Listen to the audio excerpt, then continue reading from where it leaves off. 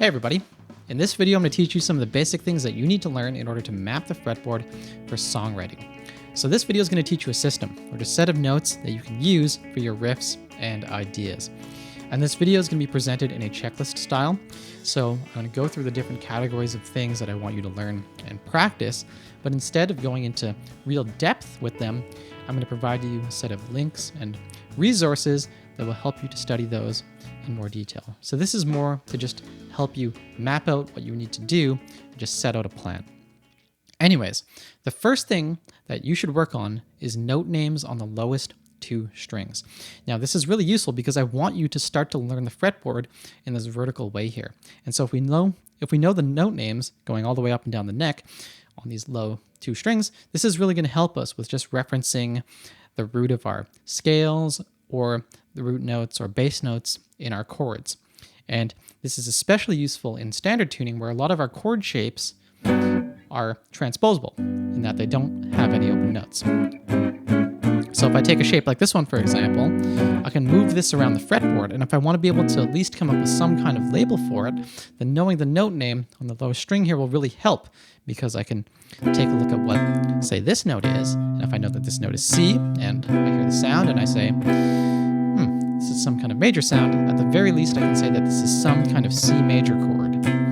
If we take the shape, as I said before, and transpose it or just move it somewhere else, like if I move it here, the sound retains its overall aesthetic integrity. It still sounds kind of similar, but it's just moved somewhere else. If I know that this note is an A, we could say this is some kind of A major chord. In this case, this is a major 7 chord, but as you can see, the note names at least give me some bit of information. And as I said before, going on, the note names will just make life a lot easier. So the second thing that we want to work on is building major scales on the lowest two strings. And this kind of segues into the system, which is we want to get to the point where we can work solely within a set of scales. In this case, the major scale, since this is the most common sound in like pop music and math rock in particular here. So we have these 7 notes that I'm sure you're all familiar with. So if we start on this 3rd fret here, and this is where the note names are going to be helpful because we can learn that this note is a G. We start on this fret here, we can build a major scale all the way up the neck, which is going to be a pattern that goes whole step, half step, whole step, whole step, whole step, half step, or once again, whole step, half step, whole step, whole step, whole step, half step. So learning our major scale going this way is going to be really useful because this will allow us to just learn the fretboard in that sense. And the next thing that's going to be really important is putting chords to it. So we'll say that pillar number 2 is chords. So for every note of the scale here, there is a certain kind of major or minor, or in some case like diminished chord that can go to each note of the scale. Now, this is something that I go into a lot of detail in some of my other videos, so I'll provide a link for that. Should be right here. But the basic gist is that we can take each note of the scale and we can harmonize it with a chord. Say I take these 7th chords here. I could go through the first chord, which would be a major sound, be it major 7 or just a major bar chord. The second sound would be a minor 7 or just minor 7 chord, right? Our 3rd chord here, this would be a minor 7 chord, etc. So once again, learn major scales on the lowest 2 strings and then learn how to work out the different kinds of chords, be it major minor or minor 7, major 7, dominant 7, that go along with these particular sounds here. And again, check out my video on, say, beginner math rock chords, as that'll really help with that. And I want to mention too, I have some resources on my Patreon page that will help you to line out these diatonic chords. But yeah, anyways, so once we've worked on chords on both strings here, just learning some basic sounds, whether it was like these major bar chords, minor bar chords, or just 7th chords, etc., then the next thing that we want to work on is scale patterns. So we want to map out all of the notes of this major scale that we just learned across the fretboard. So not just down one string, but on every position. So this is kind of a matter of memorization in the beginning, but it can also be a matter of exploration and writing and artistry. So Anyways, let's say that I start on G here. I could learn a set of scale patterns something like that, and that's one that most people tend to know. But I want to go beyond that. So I want to cover, say, frets 3 to 7 here. And so I'd learn another scale pattern.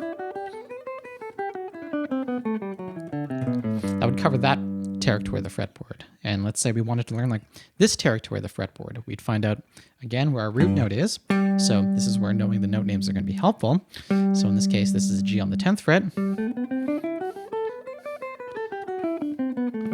And I'd build another scale there. So the third pillar, we had the note names, we had the chords, and now we have the scales.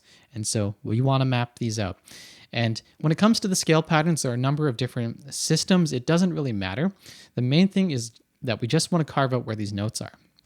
So say, for example, you learn some 3-note per string scales / like modes of the major scale. Like that's fine too. If you learn patterns like and like a something like that, then that's fine as well, right? We just want to know where those notes are.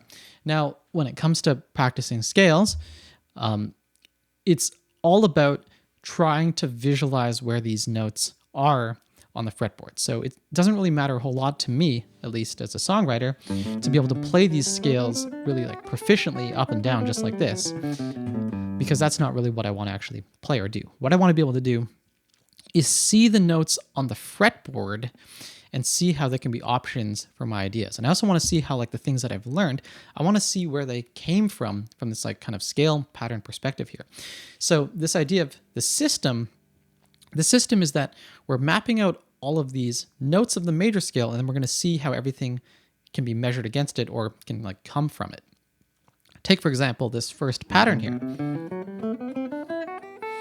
From within this pattern, you can create all kinds of different sounds. And like chords, for example, like this bar chord comes from all of the notes in this pattern, or this like math rock / like jazz chord. Like all of these notes here, like of the scale, can just be combined and repurposed to create music. So when you're learning the scales, I know I said I wouldn't get too specific, but when you're learning the scales, the real thing that you want to do is learn how to just see them without even playing, and then you want to experiment with trying to write with them, build chords with them, etc. So this whole process is really about playing and experimenting. Like if you have a looper pedal, that's a really good thing to use too. Like you could create a loop and just try different sounds over top of a little riff that you might have written. And if you learn a bunch of patterns that are moving up and down the fretboard, another thing that you want to try doing is writing lines that just move through the patterns. I mean, you might learn a set of patterns and you might see them as individual units, but over time, you want to work on just being able to move freely across all of them. And that really comes from just pushing yourself. I mean, with anything that you want to work on, if you know what your weaknesses are, you just need to practice what you're bad at, right? And try to push through so that that no longer becomes a weakness. So if you're learning scale patterns, then really try to see them as one particular unit and write riffs and ideas that really challenge you to try and see that material in that kind of way. Anyways, so let's review one more time. We had the note names, we had the chords.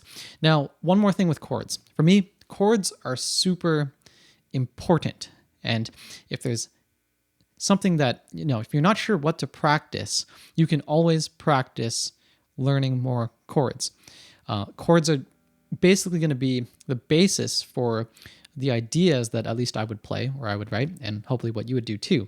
Like if you learn a new chord, that can oftentimes inspire you to write something. Like if I know a chord like this, for example, like there are so many things that I could do with this. Like I could use this as the basis for a guitar riff. Like we could do like some like little arpeggio pattern.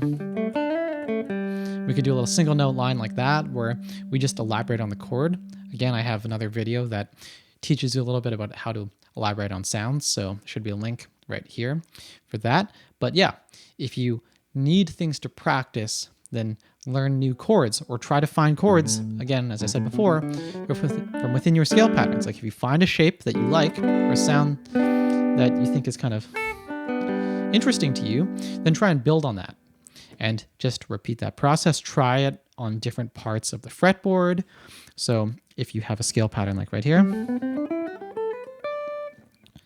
try and figure out like what kind of chord shapes you can create just within that pattern. Like it doesn't really matter what the sounds are as long as you like them. Like you can play all of these sounds here and not have a single idea of what they are, but as long as you're using the notes from the major scale that you've designated, then you're going to be in a good place. So anyways, hopefully that was useful, but yeah, go work on your scales, learn your chords, and really deliberately try to write and use them, and you will be off to the races and writing songs in no time. So thank you for watching, and I'll catch you guys in the next video. Bye.